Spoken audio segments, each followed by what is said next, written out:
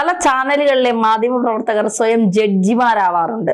ഒരാളൊരു തെറ്റ് ചെയ്താൽ കോടതി അവരെ കുറ്റക്കാരനാണെന്ന് പറയും മുമ്പേ മാധ്യമ പ്രവർത്തകർ അങ്ങ് വിധിക്കുകയാണ് അവർ കുറ്റക്കാരാണ്. ഇപ്പൊ രാഹുൽ മാങ്കൂട്ട വിഷയത്തിൽ പല ചാനൽ മാധ്യമ പ്രവർത്തകരും വിധിക്കുകയാണ്. രാഹുൽ മാങ്കൂട്ടം തെറ്റുകാരനാണ്, ശിക്ഷിക്കണം, ഒളിവിലാണ്, അങ്ങനെയാണ് ഇങ്ങനെയാണ് എന്നൊക്കെ പറഞ്ഞുകൊണ്ട്. അപ്പോ ഇപ്പൊ സുജയ, റിപ്പോർട്ടർ ചാനലിലെ സുജയ പാർവതി, BJPക്ക് വേണ്ടി അഹോരാത്രം പണിയെടുക്കുന്ന ആളാണ് സുജയ എന്ന് സുജയ്ക്ക് പൊതുവേ ഒരു പേരുണ്ട്. ആ സുജയ ഇപ്പോ രാഹുൽ മാങ്കൂട്ടത്തിന് എങ്ങനെയെങ്കിലും തൂക്കുകയർ വാങ്ങിക്കൊടുക്കാൻ കഴിയുമെങ്കിൽ അത്രയും നല്ലത് എന്നുള്ള രീതിയിലാണ് സുജയയുടെ പയറ്റൽ. ഇപ്പോ കഴിഞ്ഞ ദിവസം രാഹുലിനെ 15-ാം തീയതി വരെ കേസ് പരിഗണിക്കുന്നത് വരെ നോട്ട് ടു അറസ്റ്റ് കോടതി പറഞ്ഞ കാര്യമാണ്. മാങ്കൂട്ടത്തിന് വേണ്ടി ഹാജരായ അഡ്വക്കേറ്റ് S. രാജീവ് അദ്ദേഹത്തോടൊപ്പം റിപ്പോർട്ടർ ചാനലിലെ സുജയ പാർവതി ലൈവിൽ സംസാരിക്കുന്ന കാര്യങ്ങൾ അതാണിപ്പോ കേരളം മുഴുവൻ ചർച്ച ചെയ്യുന്നത്. അതായത് രാഹുൽ മാങ്കൂട്ട ഒളിവിലാണല്ലോ, എന്താണ് ഇങ്ങനെ എന്നൊക്കെ ചോദിച്ചുകൊണ്ട് പറയുമ്പോൾ അദ്ദേഹം പറയുന്ന മറുപടിയാണ് ഇപ്പോൾ വൈറലായി മാറുന്നത്. ഇതെല്ലാ മാധ്യമ പ്രവർത്തകർക്കുമുള്ള ഒരു മറുപടിയായി കാണണ്ടേ? തീർച്ചയായിട്ടും മാധ്യമപ്രവർത്തകർക്ക് തങ്ങൾ സ്വയം അദൃശ്യരാണ്. അദൃശ്യർ എന്നല്ല ഞാൻ പറയുന്നത്, അദൃശ്യർ. സർവശക്തരാണ്, സർവ വിജ്ഞാനങ്ങളും ഉള്ള ആൾക്കാരാണ്, സ്വയം സഞ്ചരിക്കുന്ന സർവ്വവിജ്ഞാന കോശങ്ങളാണ് എന്നൊക്കെ ഒരു വിചാരമുണ്ട്. സഞ്ചരിക്കുന്ന എല്ലാം ജനങ്ങൾ അങ്ങനെ ധരിച്ചു വെച്ചിട്ടുണ്ട്. മാധ്യമപ്രവർത്തകർ വലിയ വിവരമുള്ളവർ, വിവരദോഷങ്ങൾ വിളമ്പിക്കൊണ്ടേയിരിക്കുന്ന പല മാധ്യമപ്രവർത്തകരെ എനിക്കറിയാം. നമുക്ക് പിന്നെ അത്രയൊന്നും പാണ്ഡിത്യം ഇല്ലാത്തതുകൊണ്ട് അതിനെ കണ്ടസ്റ്റ് ചെയ്യാനൊന്നും ഞാൻ പോകുന്നില്ല. വിവരദോഷങ്ങളുടെ വിളമ്പൽ കലയാക്കി വെച്ചിട്ടുള്ള മാധ്യമപ്രവർത്തകർ അന്തിച്ചർച്ചകളിൽ നിരന്തരമായിട്ട് വന്നിരുന്ന നമ്മളുടെ പരിമിതമായ അറിവുകളെ എല്ലാം തന്നെ ചോദ്യം ചെയ്യുന്ന രീതിയിൽ, പരിഹസിക്കുന്ന രീതിയിൽ സംസാരിക്കുന്നത് പലപ്പോഴും കണ്ടിട്ടുണ്ട്. ഇതൊക്കെ സ്ഥിരമാണ്. അത്തരം ഒരു അറിവിൽ നിന്ന് ഉണ്ടായ ചോദ്യമാണ് ഒളിവിലായിരിക്കുന്നുവെന്ന്. ഒളിവിലാണോ തെളിവിലാണോ എന്നുള്ളത് ഈ കേസിൽ തീരുമാനിക്കേണ്ടത് കോടതിയാണ്, പോലീസും അല്ല. ഉദാഹരണത്തിന് ഞാനൊരു ഉദാഹരണം പറയാം. പണ്ട് നടന്ന ഒരു കേസിൽ, ഒരു തിരിമറി കേസിൽ KM മാത്യു പ്രതിയായിരുന്നു. KM മാത്യു സാക്ഷാൽ മാത്തുക്കുട്ടിച്ചായൻ എന്ന് പറയുന്ന മലയാള മനോരമയുടെ മുഖ്യ പത്രാധിപർ, കണ്ടത്തിൽ കുടുംബത്തിൻ്റെ അന്നത്തെ കാരണവർ. മനസ്സിലായല്ലോ, ആളിനെ ഇനി മനസ്സിലാക്കാമല്ലോ. മലയാള മനോരമ അദ്ദേഹത്തെക്കുറിച്ച് കേസ് വന്നപ്പോൾ പോലീസ് അന്വേഷിക്കാൻ പോയി. പോലീസ് എന്തോ പറഞ്ഞതെന്നറിയാമെന്ന് അദ്ദേഹത്തിനെ പിടികുട്ട പുള്ളിയായിട്ട് പ്രഖ്യാപിച്ചിട്ട് അദ്ദേഹം കഞ്ഞിക്കുഴിയിലുണ്ട്. മൗണ്ട് വാർത്തയിലാണ് അദ്ദേഹത്തിൻ്റെ വീട്. അവിടെ ഇരിക്കുമ്പോഴാണ് പോലീസ് വിളിച്ച് പ്രഖ്യാപിച്ച് പറയുന്നത് KM മാത്യു പിടികിട്ടാ പുള്ളിയായിട്ട് അങ്ങ് പ്രഖ്യാപിക്കുക. അദ്ദേഹത്തെ കാണില്ല, ഒളിവിലാണ്, തെളിവിൽ തന്നെയുണ്ട്. എന്താണ് കാര്യമെന്നറിയാമോ? മാത്തുക്കുട്ടിച്ചായനെ ഒന്ന് പ്രീതിപ്പെടുത്തണം പോലീസുകാർക്ക്. അദ്ദേഹം തെളിവിലാണെങ്കിൽ മാത്തുക്കുട്ടിച്ചായനെ അറസ്റ്റ് ചെയ്യേണ്ട, അതുകൊണ്ട് പിടികിട്ടാ പുള്ളിയായിട്ട് അങ്ങ് പ്രഖ്യാപിക്കുക. ഇതുപോലുള്ള വഷളത്തങ്ങൾ, അസത്യങ്ങൾ ഒക്കെയാണ് ഈ പോലീസിലും മാധ്യമരംഗത്തും ഇതിന് മുഖ്യമന്ത്രിയിൽ പോലും കൊണ്ടാടുന്നത്. മുഖ്യമന്ത്രിക്ക് അറിയാൻ മേത്ത ആളല്ല, ഇത്രയും കാലത്തെ രാഷ്ട്രീയ പരിചയമുള്ള ഒരു വ്യക്തിയാണ്. അദ്ദേഹം പറയുകയാണ് ഇത് രതി വൈകൃതങ്ങളാണ്. ഇതെന്തായി പറയുന്നത്? കുറേ സ്ത്രീകൾ ആരോപിച്ചു എന്ന് പറയുമ്പോഴത്തേക്കും അതങ്ങ് സത്യമാവുകയും, രാഹുൽ മാങ്കൂട്ടത്തിൽ ഒരുപാട് പരാതികൾ വേറെ കൊടുത്തിട്ടുണ്ട്, താൻ ഒരു തെറ്റും ചെയ്തിട്ടുണ്ട് അദ്ദേഹവും പറഞ്ഞിട്ടുണ്ട്. കോടതിയാണ് ഇതിൽ ആരാണ് തെറ്റ് ചെയ്തതെന്ന് തീരുമാനിക്കേണ്ടത്. അതുകൊണ്ടാണ് സീമാജി നായർ എന്ന് പറയുന്ന സ്ത്രീ വിരുദ്ധമൊന്നുമല്ലല്ലോ, അവർ അറിയാമല്ലോ. അവർ പറഞ്ഞത് ഒരാൾ മാത്രം വിചാരിച്ചാൽ ഈ വീഴ്ച എന്ന് പറയുന്നത് ഇങ്ങനെ നടക്കുകയില്ല. നമുക്ക് തന്നെ ഡോക്ടർമാർ പറയാറുള്ള കാര്യമാണ്, ഒരു തവണ മാത്രം ബന്ധത്തിൽ ഏർപ്പെട്ട അതുകൊണ്ട് ഗർഭധാരണമൊന്നും ഉണ്ടാവുകയില്ല എന്ന് ശാസ്ത്രീയമായിട്ട് പറയുന്ന കാര്യമാണ്. എനിക്ക് ഇതിനെപ്പറ്റി കൂടുതൽ ആഴത്തിലൊന്നും അറിയത്തില്ല.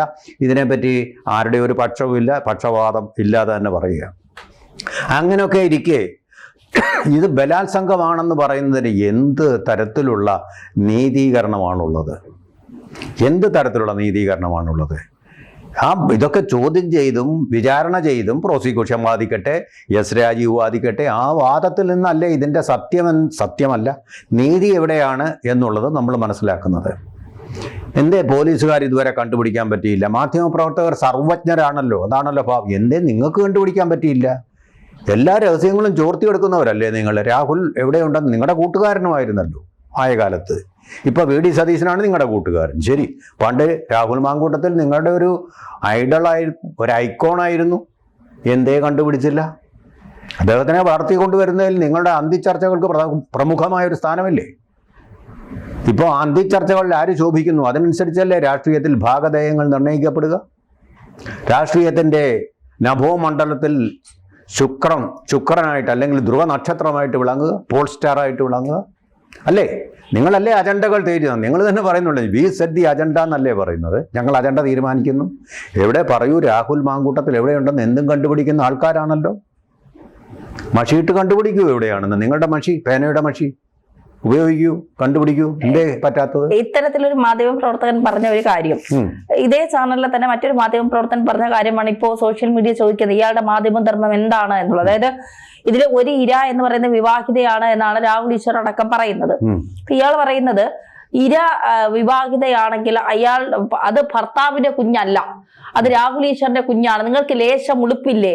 അപ്പൊ കല്യാണം കഴിഞ്ഞ ഒരു സ്ത്രീ ഭർത്താവിന്റെ കുഞ്ഞല്ല, ഇത് മറ്റൊരുത്തന്റെ കുഞ്ഞാണെന്ന് മാധ്യമ സ്ഥാപനത്തിൽ വന്നിരുന്ന് പറയുന്ന ഇയാൾക്കെതിരെ കേസ് എടുക്കണ്ടേ? അപ്പൊ ആ സ്ത്രീയെ അത്രത്തോളം മോശപ്പെടുത്തുകയല്ലേ ആ മാധ്യമ പ്രവർത്തകൻ ചെയ്യുന്നത്?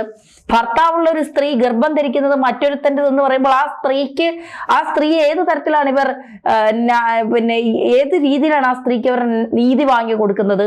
ആ സ്ത്രീയെ സമൂഹത്തിൽ ഇവർ ഏറ്റവും മോശക്കാരിയെ ചിത്രീകരിക്കുകയല്ലേ? അതാണ് വേണ്ടത്. അത് നമ്മൾ നോക്കൂ, PJ ജോസഫ് മന്ത്രിയായിരുന്ന സമയത്ത് ഒരു മാധ്യമപ്രവർത്തകരല്ല, ന്യൂസ് പ്രസന്ററായിട്ടുള്ള ആള്, അയാൾക്കെതിരെ ആരോപണം ഉന്നയിച്ചു. 1-ാം പേജിൽ തലക്കെട്ടായിട്ട് വന്നു. ആ സ്ത്രീ എന്തെങ്കിലും കുഴപ്പം സംഭവിച്ചോ?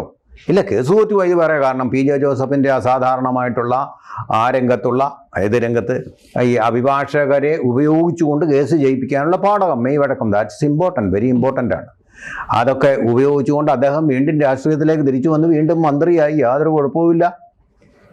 അങ്ങനെ തന്നെ ആയിരിക്കാം നീല ലോഹിതദാസും നാടാരും തിരിച്ച് രാഷ്ട്രീയത്തിലേക്ക് വന്നു. അപ്പോൾ പിന്നെ അവർ അഗ്നിശുദ്ധരായി കഴിഞ്ഞു എന്നാണ് നമ്മുടെ സങ്കല്പം. തെറ്റ് ചെയ്തിട്ടുണ്ട്. ഇപ്പോൾ അതുപോലെ തന്നെയാണ് AK ശശീന്ദ്രൻ. ആ സംഭാഷണങ്ങൾ അദ്ദേഹത്തിൻ്റെ അല്ലാന്ന് നിഷേധിച്ചിട്ടില്ല. ഇതിലും എത്രയോ വികലമായിട്ടുള്ളൊരു സംഭാഷണമാണ്, വൈകൃതങ്ങൾ നിറഞ്ഞ ഒരു സംഭാഷണമാണ് നമ്മൾ കേൾക്കുന്നത്. മകളാകാൻ പോലും പ്രായമില്ലാത്ത ഒരു പെൺകുട്ടിയോട് അതിലേക്ക് പോകണ്ട നമുക്ക്. എന്തൊരു തെറിയ അഭിഷേകമാണ് കേരളം കേട്ടുണർന്നതെന്ന്. അപ്പൊ അങ്ങനെയുള്ള സാഹചര്യങ്ങളിൽ ആരും അങ്ങനെ പരിശുദ്ധന്മാരും അങ്ങനെ സദാചാര പോലീസും ഒന്നും ചമയണ്ട, മുഖ്യമന്ത്രിയും ചമയണ്ട. കാരണം നിങ്ങളുടെ മന്ത്രിസഭയിൽ തന്നെയുണ്ട്. അതുപോലെ തന്നെ ഇപ്പൊ കേൾക്കുന്ന കാര്യങ്ങൾ നിങ്ങളുടെ ക്ലിഫ് ഹൗസിലേക്ക് സ്വപ്ന സുരേഷും അതുപോലെ തന്നെ ആരൊക്കെയാ പിന്നെ വന്നിരിക്കുന്നത്, പല സ്ത്രീകളും, മുഹമ്മദ് റിയാസിന്റെ ഭാര്യ അടക്കം വന്നാൽ മുഖ്യൻ എന്ത് ചെയ്യും എന്നുള്ളതാണ് ചോദിച്ചിരുന്നു. ഓക്കെ, വരുന്നു. തീർച്ചയായിട്ടും നമ്മുടെ മുഖ്യമന്ത്രിയെ കുറിച്ചല്ല, അദ്ദേഹത്തിനെ കുറിച്ച് ഒരു പരാതിയും ഇങ്ങനെ സ്ത്രീകളിൽ ഉണ്ടായിട്ടില്ല. അത് ഞാൻ അദ്ദേഹത്തിനെ ബഹുമാനിക്കുന്നു, ആദരിക്കുന്നു. തീർച്ചയായിട്ടും ഒരു പരാതി ഇന്നുവരെ ഉണ്ടാവാത്തൊരു മുഖ്യമന്ത്രിയാണ്. പക്ഷേ അദ്ദേഹത്തിന്റെ മന്ത്രിസഭയിൽ ഉണ്ടായിരുന്ന കടകംപള്ളി സുരേന്ദ്രനെ കുറിച്ച് പരാതി വന്നിട്ടുണ്ട്. അതിന് കടകംപള്ളി സുരേന്ദ്രന്റെ തന്നെ ഓഡിയോ പബ്ലിക് ഡൊമൈനിലുണ്ട്. മഴയത്ത് ഇങ്ങനൊന്നും നിറ്റ് തന്നെ കാത്തിരിക്കരുതെന്ന് അദ്ദേഹം സംസാരിക്കുന്നത് സരിതാ നായരോടാണെന്നാണ് പറയുന്നത്. എന്തെങ്കിലും അന്വേഷണം ഉണ്ടായിട്ടുണ്ടോ? ഫോറൻസിക് തെളിവ് തേടിയിട്ടുണ്ടോ? ഒന്നുമില്ല. കടകംപള്ളി സുരേന്ദ്രനെ ഇപ്പോൾ ശബരിമല കേസിലും പ്രതിയാണെന്ന് പറയുന്നു. അദ്ദേഹത്തെ ചുറ്റിപ്പറ്റി അന്വേഷണം നടത്താതെ SIT എന്താണിപ്പോൾ ചെയ്തതെന്ന് നമ്മളാരും അറിയുന്നില്ല. കാരണം കോടതിക്കും ദൈവത്തിനും അല്ലെങ്കിൽ ശബരിമല ശാസ്താവിനും മാത്രമേ അറിയാൻ പറ്റുള്ളൂ. അപ്പോൾ ഇതൊക്കെ അങ്ങ് പരിശുദ്ധന്മാരുമായിട്ടങ്ങ് നിങ്ങളങ്ങ് വിളംബരം സ്വയം ഉദ്ഘോഷിച്ചു കഴിഞ്ഞാൽ ഞങ്ങൾക്കത് അപ്പോൾ ഉപ്പ് തൊട്ട് മാത്രമേ അത് വിശ്വസിക്കാൻ കഴിയുള്ളൂ എന്നുള്ള സത്യം കൂടി ഞാൻ അറിയിച്ചു കൊള്ളട്ടെ. പിന്നെ വേറെ ഏതൊരു കേസ് സീമാജി നായർ പറഞ്ഞതാണോ, വേറെ എന്തൊക്കെ ഒരു സംഭവം പറഞ്ഞ് സൂചിപ്പിച്ചിരുന്നല്ലോ. സീമാജി നായരുടെ കാര്യം പറഞ്ഞു, സ്വപ്ന സുരേഷ്, സരിതാ നായർ കാര്യങ്ങളൊക്കെ പറഞ്ഞു. അതുകൊണ്ട് ഇവിടെ നമ്മൾ സംശയത്തിൻ്റെ ആനുകൂല്യം തൽക്കാലം രാഹുൽ മാങ്കൂട്ടത്തിലും കൊടുക്കണം. അദ്ദേഹം ദുഷ്ടനാണ്, ബലാത്സംഖിയാണ്, അല്ലെങ്കിൽ സംഘിയാണ് എന്നൊക്കെ പറഞ്ഞു കഴിഞ്ഞാൽ എനിക്ക് പറയാനുള്ള ഉത്തരം CPM-ലാണെങ്കിൽ അദ്ദേഹം ഇതൊന്നുമല്ല, പരിശുദ്ധരും വെറും കുറ്റാരോപിതനും പത്മകുമാറിനെ പോലെ ആയിരുന്നേനെയും പ്രൊട്ടക്റ്റ് ചെയ്തേനെയും രാഷ്ട്രീയമായിട്ടും നിയമപരമായിട്ടും. പത്മകുമാറിനെ ഇപ്പോൾ പ്രൊട്ടക്റ്റ് ചെയ്യുന്നത് നിങ്ങൾ എന്തുകൊണ്ട് അതിൻ്റെ കമ്മിറ്റിയിൽ നിന്ന് എടുത്ത് കളയുന്ന? പത്തനംതിട്ട ജില്ലാ കമ്മിറ്റിയിൽ നിന്ന് എന്താ എടുത്ത് കളയാൻ നിങ്ങൾ പേടിക്കുന്നത്? ആ പേടി കോൺഗ്രസ് കാണിക്കാത്തതാണോ കോൺഗ്രസ് ചെയ്ത കുറ്റം? അതുകൊണ്ട് ഇയാൾ അങ്ങ് കുറ്റവാളി, കോൺഗ്രസ് എടുത്ത് കളഞ്ഞുകൊണ്ട് കുറ്റവാളിയാവും. കോടതി പറയണം. കോൺഗ്രസോ സതീശനോ അല്ലത് പറയേണ്ടത്, കോടതി പറയണം. കോടതി നമ്മുടെ ആത്യന്തികമായിട്ടുള്ള സത്യം പറയേണ്ടത് കോടതി. അത് സത്യമല്ല, നീതി നടപ്പാക്കേണ്ടത് കോടതി. അവിടോട്ട് കയറി അവരുടെ ഷൂസിൽ കയറി ചവിട്ടാൻ ശ്രമിക്കരുത്.